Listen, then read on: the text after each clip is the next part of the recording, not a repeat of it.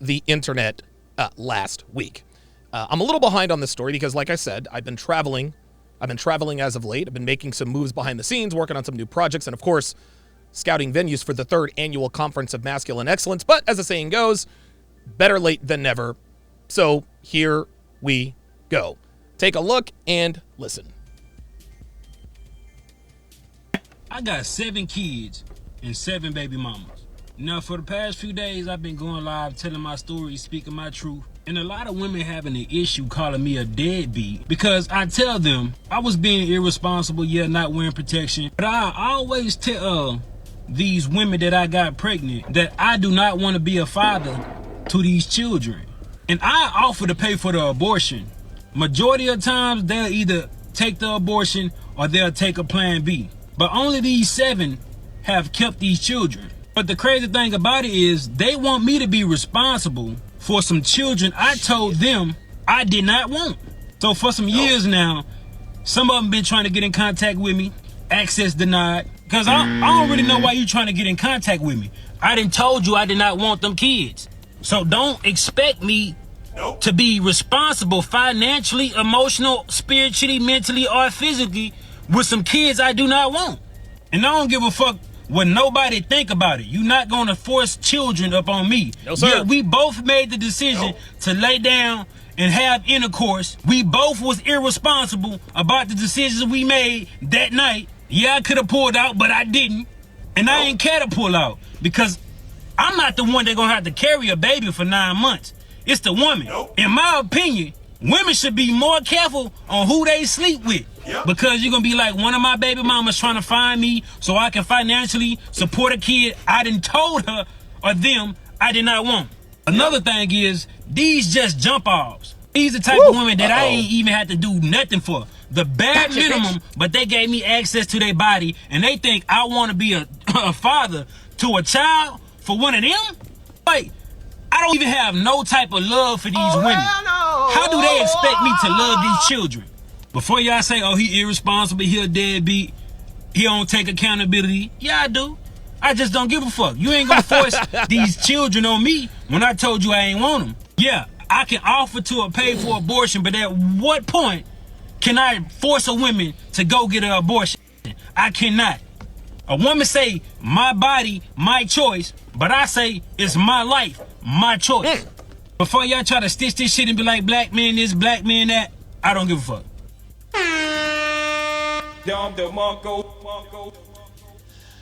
Boy, that is quite the salvo. That is quite the salvo by old boy. That is quite the salvo by old boy. And like I said, I'm going to open up the phone lines later to get you guys' thoughts on this man's video as well as his interview with Pearl. So here's my take on this. So the first thing that jumped out to me was the fact that he said he did not want to be a father to any of these children. Now, at first blanch, one might think to themselves, what a deadbeat. Dude knocked up 7 women and does not want to be a part of the child's life. What kind of irresponsible nonsense is this? I'll tell you what kind of irresponsible nonsense this is. It's women allowing random men to impregnate them. More specifically, allowing a man whose name you do not know to have unprotected relations with you. That is where the real irresponsibility lies. Guys, women have 267 different kinds of birth control. They have the pill, they have the shot, they've got the NuvaRing, they have IUDs. They have so many kinds of birth control available to them that there is positively zero excuse for an unplanned pregnancy. None whatsoever. Now, if you're familiar with the content in this sector of the internet, you're well aware of the immutable fact that men are the gatekeepers of relationships, while women are the gatekeepers of biblical relations. In layman's terms, men decide who gets commitment and women decide who gets the bedroom fun. That's generally how things go. Now, some people may disagree with rebuttals like, well, women control everything. They control relationships and bedroom relations, and those people would be dead wrong. No. It is the men who decides who gets relationships and who doesn't. A woman could tell, listen, a woman could tell everyone she knows that a particular guy she's seeing as her boyfriend, fiance, what have you, But if that man does not claim said woman as his significant other, nobody gives her credit for having claimed him. It is the man's word that solidifies any and every commitment within the context of sexual relationships between men and women. Women don't get down on one knee and propose to the men they want to marry. No, they wait for the man to propose. Why? Because women inherently know and understand that if a man does not want to commit, then there is no relationship outside of intimacy between the sheets. And the last time I checked, situationships and entanglements, shout out to Jada Pinkett and her bald ass, those don't count as commitment. And unfortunately, there are still a good number of modern women who still pretend not to understand this. But I digress. So Mr. 7 and 7 then said that he not only offered to pay for Noit Robus spelled backwards, he also keeps a Plan B pill on standby. Knowing all of this, these women still decided to carry their pregnancies to term. Now, as a side note, I am 645% against Noit Robus spelled, or Snoit Robus spelled backwards. And if anybody wants to know what Noit Robus spelled backwards is, I'm sure one of my members will put it in the chat. But I am very, very strongly against ending the lives of people before they're born. This is not a religious stance, because I'm not necessarily an overly religious person. And this isn't a political stance because I know enough about politics not to sound like an idiot. To me, this is a simple human rights issue. Women say, my body, my choice, but ladies, you don't own your children. They don't belong to you. It is against the law to own another human being, thanks in part to the 13th Amendment, which abolished slavery. In order to be a slave, you must be owned by another person or people. Being made to do what you do not want to do is illegal outside of prison. And even then, prisoners should have some level of authority, albeit very little. Or some level of autonomy, rather, albeit very little. But that's a lot more than an unborn child. Making a unilateral decision to end the life of another human being without their consent is homicide. If an infant is born and then de-red rum, spelled backwards again, my guys in the chat, educate the layperson here, that is a crime punishable by execution or life in prison. Yet, committing a 187 before the infant is born is legal. Another reason this procedure is the only one that I can think of, in terms of why I disagree with Noit Robus, is that it is the only procedure that goes directly against the Hippocratic Oath, which explicitly states, do no harm. Snoit Roba ends the lives of humans before they're born. Call me crazy, but that sounds pretty harmful to me. Now, those reasons, among others, is why I'm staunchly against Noit Roba. Anyway, the fact that this dude offered to pay for the procedure, number one, had Plan B pills on standby, combined with the 11 baker's dozens of birth control available to women, and they still carried the pregnancy to term, means that it is the responsibility of the mother for getting pregnant and having the child. This situation proves, gentlemen, that once again, modern women want all of the benefits without any of the costs. They want the hot body without having to go to the gym and eat right. They want the high-value man without doing what it takes to obtain and retain a high-value man. This situation is no different, guys. These girls engaged in unprotected sex with a man who made it clear that he did not want children, but they did it anyway. The responsibility falls squarely on them, which leads me to the next gem that Mr. 77 dropped, and that is that women should be more careful about who they sleep with, number one, and number two, they should be even more careful about who they have unprotected bedroom fun with. But Donovan, it takes two to tango. No, it doesn't. It takes two to have sex.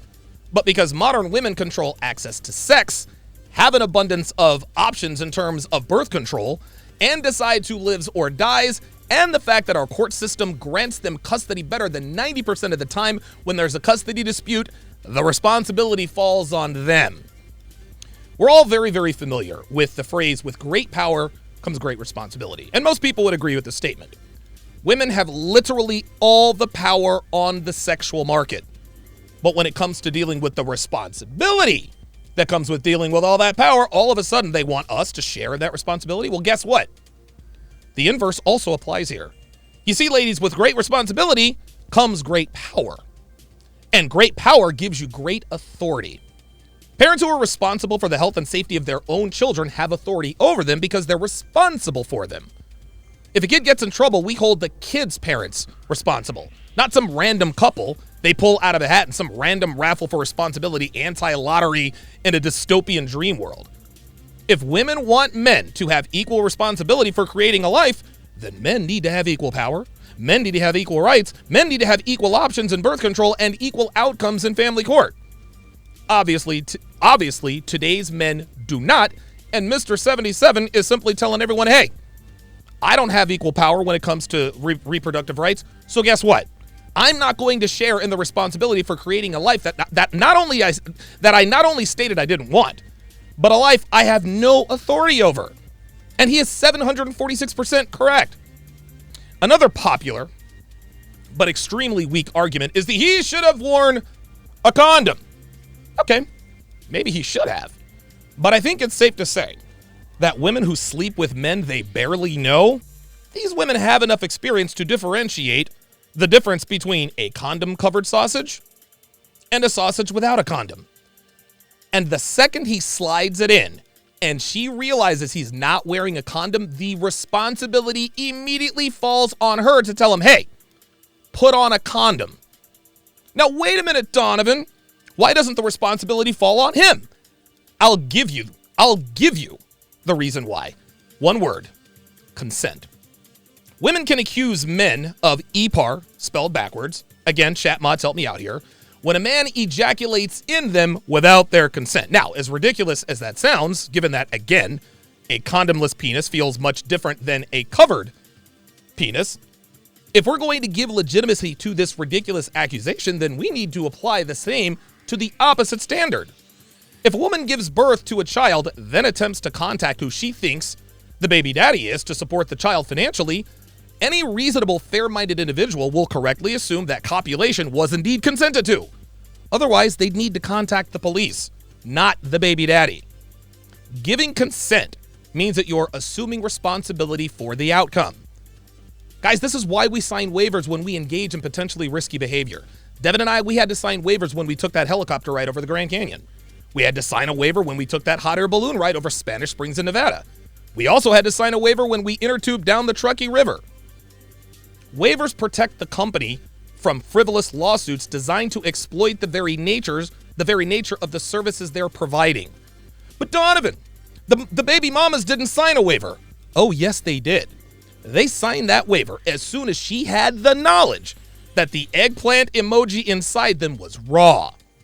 Allowing Mr. 77 to smash and ejaculate after it became clear that he was not wearing a condom is literally signing a waiver.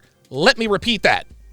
Allowing Mr. 77 to smash and ejaculate after it became clear to her that he was not wearing a condom is literally signing a waiver.